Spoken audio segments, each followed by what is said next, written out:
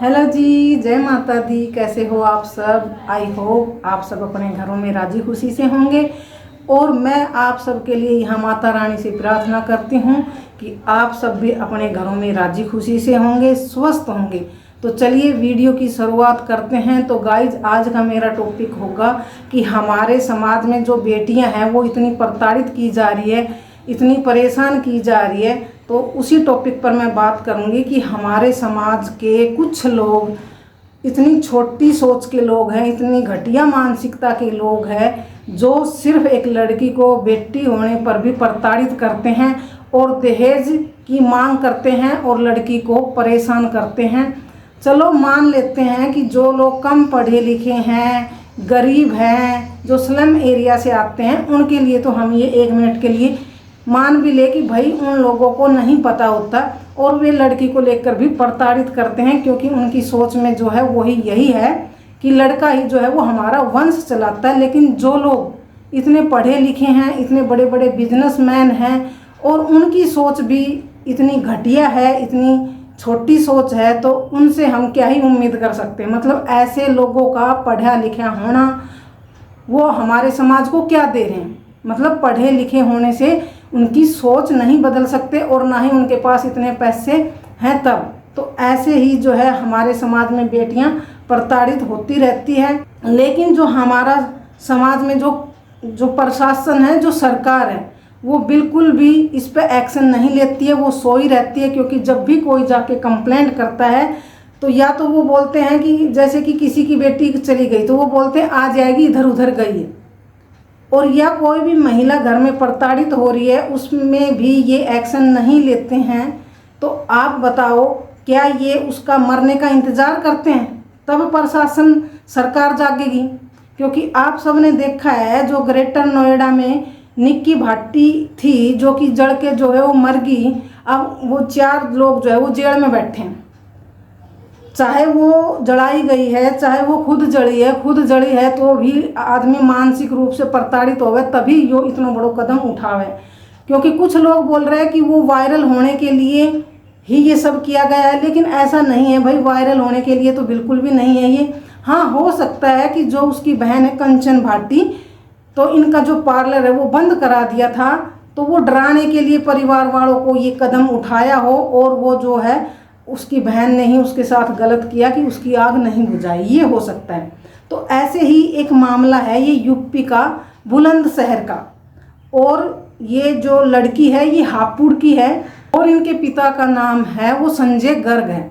और संजय गर्ग की जो बेटी है शेफाली अग्रवाल, उनका विवाह 2021 में जून के महीने में हुआ था और वो शादी होके गई थी बुलंदशहर, यूपी के ही बुलंदशहर में जो है मोहन डेरी वाला बिजनेसमैन है, उनके घर में वो शादी होके गई थी। और उनके जो हस्बैंड है उनका नाम है सूर्यांश अग्रवाल। अब आप बताओ, वो इतने बड़े घर में शादी की, उसके बाप ने इतना जो है वो खर्चा किया उस पर, लेकिन उसको वो लोग जो है वो प्रताड़ित कर रहे हैं। लेकिन वो लोग ये नहीं समझते कि जो ये लोग अपने आप को मर्द बोल रहे हैं, इनको जन्म देने वाली भी एक महिला ही है, एक औरत ही है। फिर वो लोग ये कैसे कह सकते हैं कि तुमने बेटी को जन्म दिया है? बेटी को जन्म क्यों दिया, लड़का क्यों नहीं हुआ?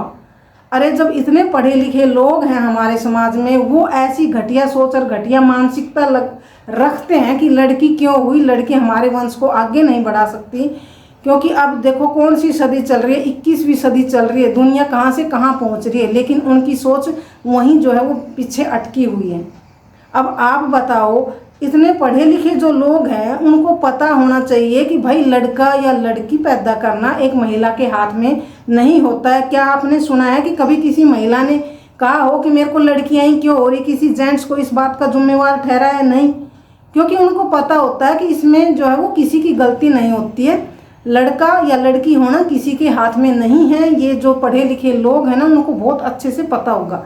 तो उसको जो है वो लड़की होने से ताने दिए जाते थे और तो और उससे दहेज की डिमांड भी की जाती थी। क्योंकि जो लड़की के ससुर है ब्रिजमोहन, वो एक मोहन डेयरी के मालिक है, बिजनेसमैन है, अच्छी खासी जान पहचान है, राजनीतिक लोगों से भी उनका लिंक है। तो वो लोग जो है 2021 में लड़की की शेफाली अग्रवाल की शादी होती है उसके बाद उसको उसके ससुर जो है वो उससे छेड़खानी करते हैं, गलत नज़र रखते हैं, गलत नियत से जो है उनको छेड़खानी करते हैं। तब वो शेफाली अग्रवाल जो है वो अपने हस्बैंड को, जो कि सूर्यांश अग्रवाल है, उसको बताती है, लेकिन वो उसकी बात पर कोई सुनवाई नहीं करता, बल्कि उस पर गुस्सा होता है कि आपने मेरे पापा पर ऐसे इल्ज़ाम क्यों लगाए। तो घर में ऐसे ही लड़ाई होती है और जो लड़की है उसके साथ उस घर में मार पिटाई भी होती है, गाली गलौज भी होता है। फिर लड़की के जो पिता आते हैं, वो मीटिंग होती है, उसमें जो है वो फैसला किया जाता है, मतलब इनका जो है वो समझौता किया जाता है। उसके बाद से शादी को धीरे धीरे 7-8 महीने हो जाते हैं तो लड़की जो है वो प्रेग्नेंट हो जाती है। अब उनके पास एक 3 साल की बेटी भी है, तो उनको एक लड़की हो जाती है। फिर धीरे धीरे ऐसे ही वो लोग सोचते हैं कि जब लड़की होगी तो उनसे दहेज मांगा जाएगा। तो जब लड़की हुई तो उनके जो पिता ने जो है वो बहुत अच्छा जो है वो कार्यक्रम किया, मतलब जो भी छूछक वगैरह देते हैं वो सब कुछ बहुत अच्छे से किया। लेकिन जो ब्रजमोहन है और जो सूर्यांश अग्रवाल है, मतलब लड़की के जो हस्बैंड है, वो जो है इस चीज़ से बिल्कुल भी खुश नहीं थे। उनका कहना था कि कम से कम 5 करोड़ रुपए देने थे ताकि हम उससे कुछ रिजॉर्ट वगैरह उन्होंने खोलना था वो खोल सकें।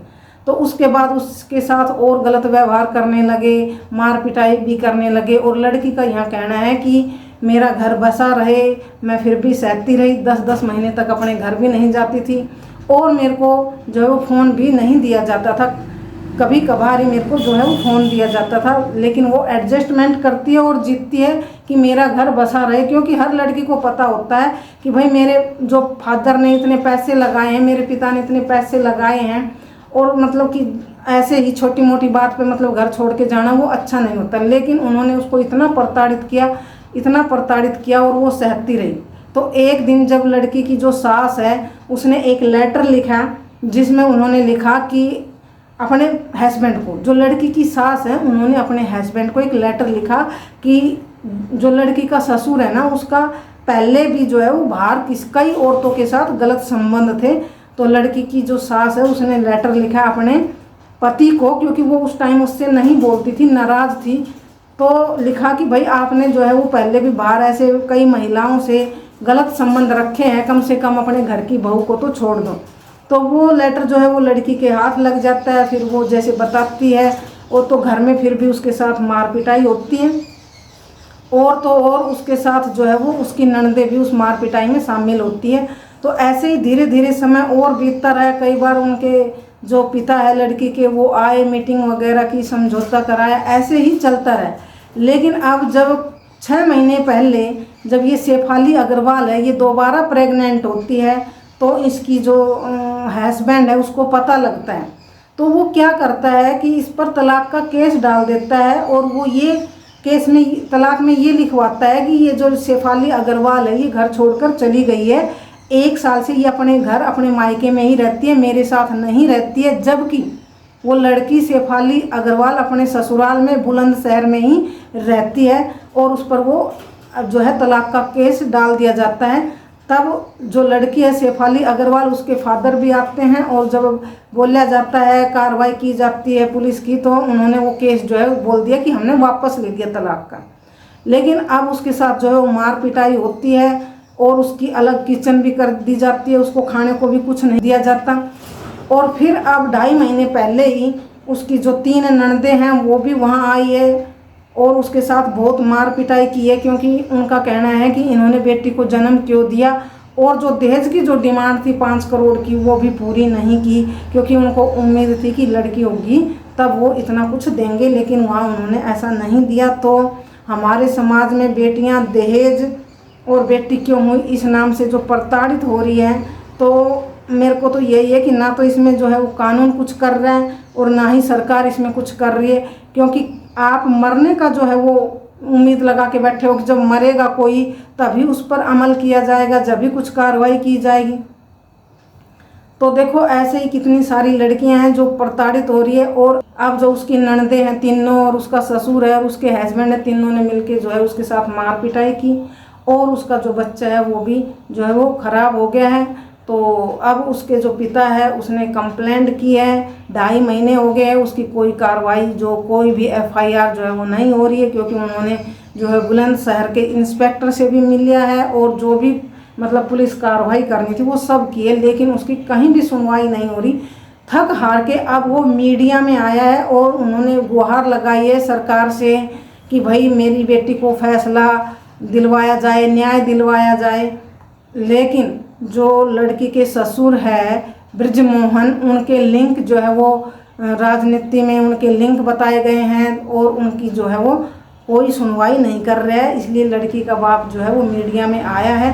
तो देखो इतनी घटिया और छोटी सोच के लोग हैं, क्योंकि आजकल समाज में पहले ही इतने सारे मामले सामने आ रहे हैं, लेकिन जिन लोगों की सोच इतनी छोटी है, पढ़े लिखे होकर भी लड़की क्यों हुई है और दहेज के लिए, तो ये समाज को क्या शिक्षा देंगे? लोगों की उम्मीदें क्या होती है? भाई ये लोग पढ़े लिखे हैं, पैसों वाले हैं, कि भाई इनकी सोच कुछ अलग होगी। चलो छोटे लोग हैं जो पढ़े लिखे नहीं हैं, उनकी तो 1 मिनट के लिए लोग मान भी ले भाई उनकी सोच छोटी है, क्योंकि उनको ना तो ये पता है कि लड़की क्यों हुई है। लेकिन जो लोग पढ़ लिख लिए हैं वो लोग भी ऐसी ऐसी बातें करते हैं जो कि उनको साइंस के बारे में सब कुछ पता है, फिर भी जो लोग इस चीज़ का बहाना बनाते हैं और उनको ये नहीं पता, जो अपने आप को मर्द कहते हैं, कि उनको जन्म देने वाली भी तो एक औरत ही है, एक महिला भी है। तो इनकी ऐसी घटिया सोच और ऐसी मानसिकता पर धिक्कार है।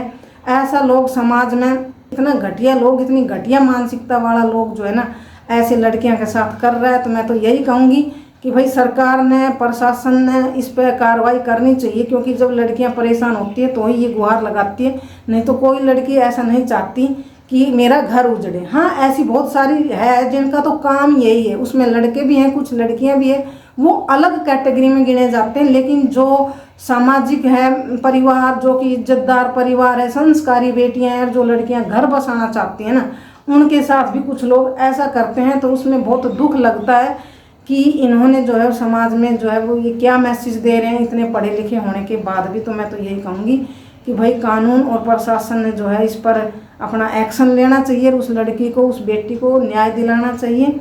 तो जी बस आज के लिए इतना ही, फिर मिलेंगे किसी नई वीडियो में नए टॉपिक पर।